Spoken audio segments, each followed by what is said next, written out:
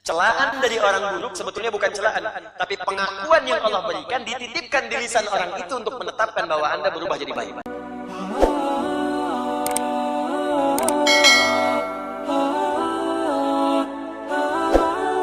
Begitu mendengar berita Nabi SAW diisrakan, beliau membaca, Abu Jahal ini membaca, ini kesempatan nih bikin hoax.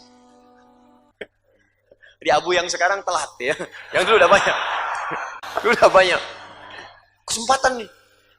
Terus langsung provokasi. Ini provokator tingkat tinggi lah. Tapi caranya halus benar. Muhammad, kalau kamu umumkan kisah ini kan kisah dahsyat. Belum pernah ada orang masyarakat kita sampai ke Palestina, Masjidil Aqsa, cuman semalam balik lagi. Kamu kan tahu, kafilah-kafilah kalau berangkat paling mudah, paling gampang, pulang-pulang 3-6 bulan. Kamu cuman semalam, dahsyat itu. Kalau banyak orang tahu, banyak masuk Islam. Kurang lebih begitu bahasanya. Ya, Nabi disampaikan, diundanglah oleh Abu Jahal. Datang. Ini Muhammad punya info SAW. Maka setelah kumpul orang, naiklah Nabi ke Jabal Qubais. Ayo Muhammad, apa yang kamu sampaikan? Kata Nabi tadi malam saya diisrakan oleh Allah. Kemudian berangkat ke Masjidil Aqsa. Naik ke langit, kemudian turun. Dan ini beritanya begini. Ketawa langsung Abu Jahal. Masya Allah. Saya nggak bisa tirukan. Ya, ketawalah pokoknya. Wah, gitulah. Ya. Begitu ketawa, dia bilang, Allahu Akbar, inilah si pembohong ini. Kita aja mau ke sana, butuh berbulan-bulan. Dia bilang cuma semalam, ini bukti kebohongan Muhammad SAW. Ini bukti kebohongannya, kata Abu Jahal. Ya, ini bukti kebohongannya. Bagaimana kalian bisa yakin lagi dengan dakwah orang ini? Maka dari situ banyak orang ragu. Ada yang ingkar lagi, ada yang nggak percaya. Wah, ini pembohong, ini begini, ini tukang sihir, tukang tipu, Masya Allah.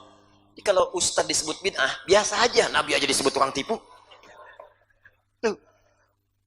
Dan gak usah marah, Nabi dicela, Allah dicela, malaikat dicela, Rasul dicela, Nabi dicela, sahabat dicela, tabi'in dicela. Dan biasa saja, Anda Tuhan bukan, malaikat bukan, Rasul bukan, Nabi bukan, sahabat bukan, tabi'in juga bukan. Kemudian Anda dicela, yang gak usah marah. Kalau Anda dicela oleh orang yang buruk, ini berarti ada kebaikan dalam diri Anda yang tidak dimiliki oleh mereka. Ingat ya, celaan dari orang buruk sebetulnya bukan celaan, tapi pengakuan yang Allah berikan dititipkan di lisan orang itu untuk menetapkan bahwa Anda berubah jadi baik. Anda biasa kumpul-kumpul di jalan, sekarang ikut ngaji. Lalu teman Anda yang biasa kumpul mengatakan, soleh. Padahal nama Anda misalnya Doni, kan? Katakan bukan, saya tetap Doni. Cuman sekarang ya berusaha untuk lebih baik. Ahli surga, kan? Nah, itu kalimat itu ketika diucapkan oleh orang tadi, itu bukan celaan, sesungguhnya pengakuan langsung dari Allah dititipkan pada orang itu untuk menetapkan Anda sudah berubah menjadi baik. Karena orang baik itu hanya akan dicela oleh yang buruk. Itu rumusnya. Kalau Anda buruk, Anda akan dicela oleh orang yang baik untuk mengingatkan Anda supaya kembali jadi baik. Jadi kita ini nggak bebas dari celaan. Kata Imam Asy-Syafi'i, hanya orang gila yang ingin bebas dari celaan. Karena nggak ada yang bebas dari celaan. Makanya berbahagialah ketika orang-orang jelek itu mencela Anda. Artinya ada kebaikan dalam diri Anda. Tapi Anda pun tidak harus bikin status. Alhamdulillah ada pengakuan dari Allah, sudah baik. Bikin semua ragu. Ada yang ingkar pada Nabi. Nabi dihujat habis-habisan. Kata Abu Jahal, tinggal satu orang lagi nih. Kalau ini bisa dipengaruhi, sudah selesai dakwah Muhammad SAW di Jazirah Arab pada saat itu. Tinggal satu orang lagi. Abu Quhafah, Abu Bakar. Maka saat orang menertawakan Nabi terdiam, berangkatlah orang ini tadi dari lokasi yang saya tunjukkan supaya terbayang maksud saya. Ya, kalau belum berangkat ya bayangin aja juga gitu ya. Kurang lebih berdoa dari sekarang minta ikhtiar seberangkat. Ya, itu berangkat. Ada 150 meter lah. Sini. Kejar. Tinggal satu orang lagi. Abu Quhafah. Ya. Ada apa? Ya kalau paham bahasa Indonesia begitulah gitu kan. Sampaikan. Ini ada berita penting. Muhammad SAW ada berita yang sangat dahsyat. Orang-orang dah kumpul di Jabal Qubais. Kamu datanglah. Dibawa, ditarik. Datang Abu Bakar kemudian ke situ. Ada apa? Silakan Muhammad sampaikan. Nabi Muhammad SAW menyampaikan lagi. Dan perhatikan bagaimana Nabi tidak putus asa dalam menyampaikan. Anda bayangkan. Boleh jadi ibu bapak itu mengajar di sekolah. Mungkin dari sekian 20 murid, mungkin satu yang berhasil. Gak apa-apa. Dua yang rajin, gak apa-apa. Kalau niat kita benar karena Allah, maka kuantitas tidak akan jadi ukuran. 18 orang meninggalkan kelas, ya kalau urusannya karena Allah, gak apa. Seorang syekh sedang mengajar, ratusan orang datang. Semangat mengajar. Tiba-tiba pertemuan berikutnya cuma 2 orang, masih semangat juga. Sama seperti ratusan orang tadi. Orang bingung melihat, ya datang, Syekh. Anda kok bisa semangat yang sama? Kemarin ratusan orang datang, Anda semangat. Sekarang cuma 2 orang semangat juga. Apa jawab Syekh tadi? Dia tersenyum kemudian mengatakan, wallahi, saya ini kan mengajar karena Allah. Yang saya harapkan pahala. Pahala itu nggak diukur dengan ratusan orang. Yang penting saya ngajar, pahala dapat. Saya nggak peduli, walaupun cuma 1 orang di depan saya, tetap saya akan ajarkan dengan semangat yang sama. Karena yang saya kejar itu pahala Allah. Sekarang itu yang hilang. Guru-guru dulu kita itu, keikhlasan yang diutamakan. Ngajarnya ikhlas. Didoakan, dibimbing, walaupun cuma ngajar Iqra, ngajar Quran. Makanya muridnya itu pada jadi. Ada yang diplomat, ada yang pejabat, ada yang di militer, ada yang macam-macam. Jadi. Kenapa sekarang kemudian gelar tinggi-tinggi, tapi kualitasnya itu seakan hilang? Anda cek di KPK itu. Pencuri itu yang punya gelar atau yang nggak ada gelar? Koruptor itu yang ditangkap-tangkap itu, setinggi apa sih gelarnya? Pasti ada yang salah itu.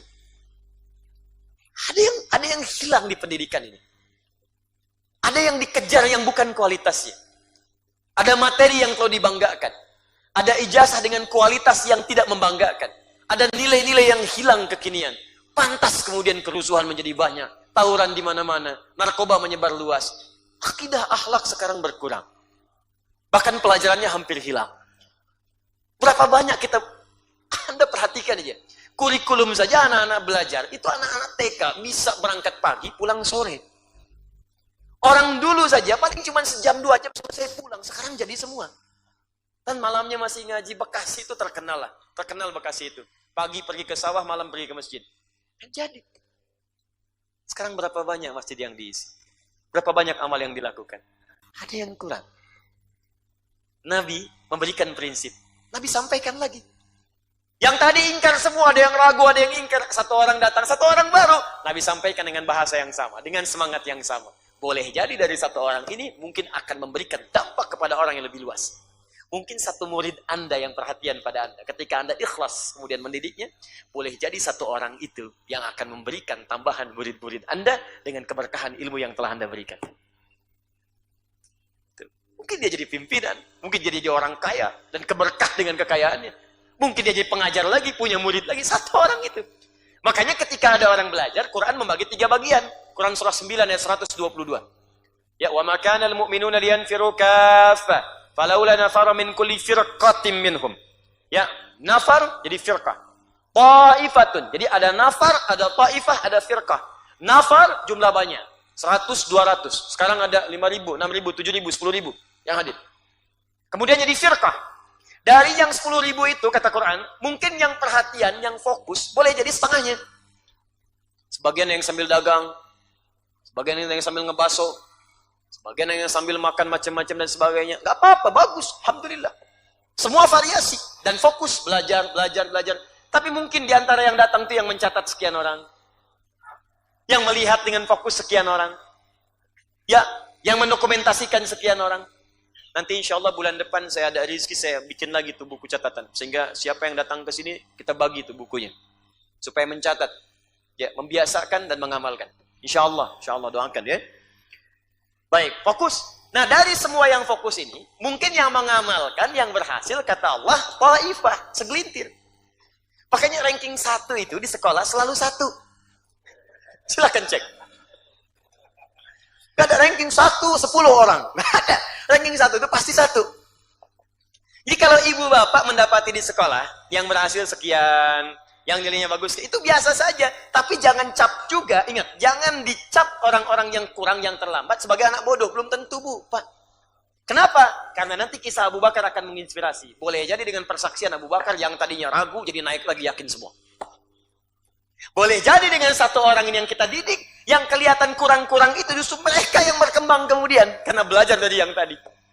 Dan itu banyak terjadi.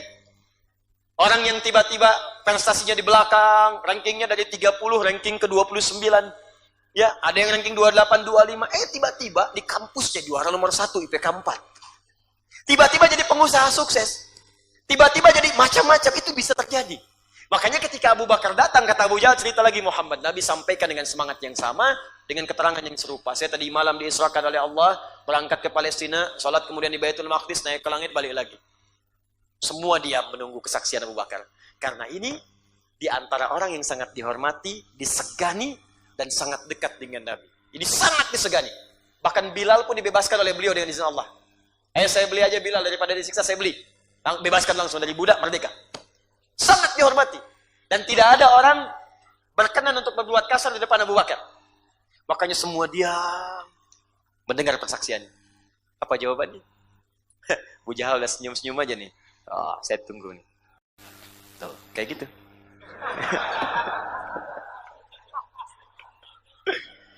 Ya provokator memang biasanya begitu. Nungguin pembuat hoax begitu, tinggal nunggu aja nih. Kadang bikin isu di media sosial, potong-potong video, gitu kan? Cari keuntungan, cari viewer, macam-macam. Ya, saya cek video saya juga banyak dipotong-potong gitu. Ya, benturkan dengan ustadz lain, bikin ini, bikin itu. Terakhir saya lihat video saya dibenturkan dengan Menteri Agama. Sejak kapan saya ngomentarin Menteri Agama? Tiba-tiba muncul aja. Anda bayangkan saya ngomentarin tentang disertasi yang sedang di Jogja. Tiba-tiba disambungkannya, wah, mengoreksi Menak. Wah, bunyi dan sebagainya. Apa untungnya sih? Apa untungnya? Anda cuma mengoleksi dosa aja. Gitu.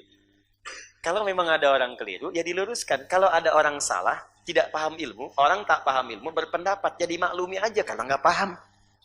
Ya, kemudian diluruskan, selesai. Dan tunjukkan jalan-jalan yang baik dengan cara yang lembut. Kemudian kita berubah. Anda ini mau merubah orang atau mencela orang? Ya, dan hindari hal-hal yang negatif, bikin hoax, bikin provokasi. Karena itu sudah dikerjakan oleh orang-orang terdahulu. Abu Jahal, Abu Lahab. Ya, jangan jadi abu-abu yang lainnya.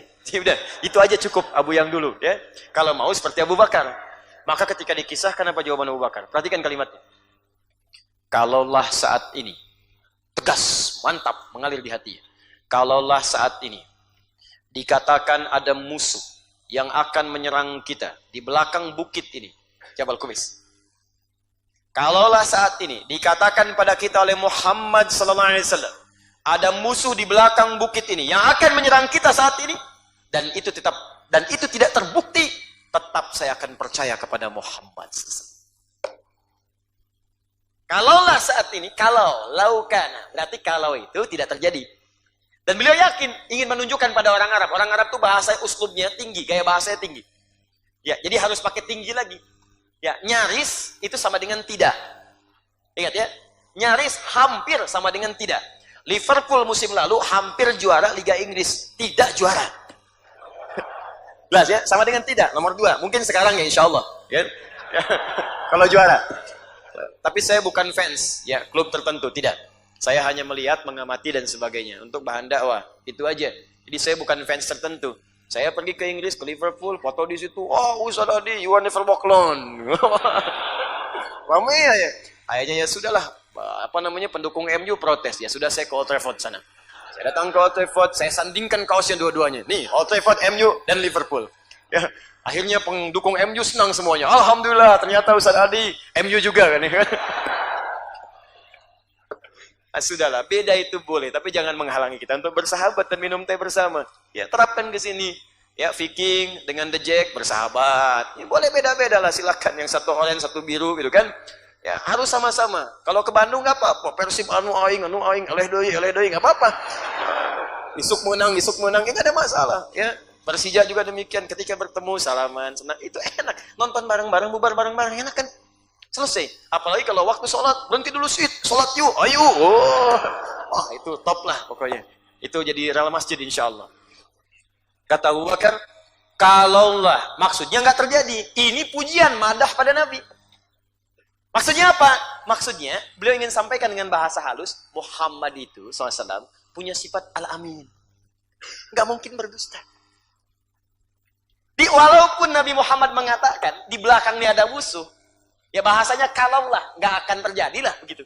Karena Muhammad ini seorang yang jujur. Kalaupun mengatakan di belakang ada musuh ingin menyerang dan tak terjadi, aku akan tetap percaya kepada beliau. Ini uslub yang sangat halus, ingin menunjukkan ini laki-laki ini mustahil berdusta. Karena dia dari sekarang dikenal dengan jujur, nggak pernah mabuk, nggak pernah zina, nggak pernah tipu orang. Yang paling aneh Pak Bu, ada fakta yang belum terungkap sampai sekarang. Bapak Ibu tahu, ternyata orang-orang memusuhi Nabi ini aneh sekali. Memusuhi Nabi tapi hartanya dititipkan pada Nabi. Tuh.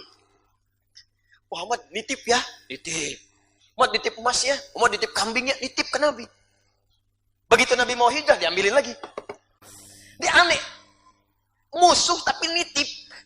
Tuh. Ya, ini kan menunjukkan dia ini dipercaya.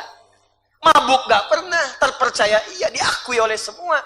Konflik semua kepala suku, konflik, saya yang letakkan Hajar Aswad, saya letakkan. Udah gini aja deh, kita pilih aja satu orang yang duluan ke masjid, tempat yang terbaik ini. Temukan Nabi Muhammad sepakat semua. Ya udah orang itu aja, orangnya baik, gak pernah mabuk, gak pernah apa, gak pernah menipu, gak pernah semua. Makanya kata Abu Bakar, ini orang baik, gak pernah bohong. Kalaupun mengatakan ada pasukan datang kemari, ternyata nggak terjadi, saya tetap percaya kepada dia. Maka percaya dan yakin pada sesuatu, walaupun banyak orang ragu, bahkan ada yang menolaknya, berubah dari kata shadiq menjadi apa namanya? Siddiq. Sejak saat itulah sahabat ini diberi nama dengan As-Siddiq. Abu Bakar As-Siddiq. Yakin dan percaya serta mengamalkan apa yang diyakini itu.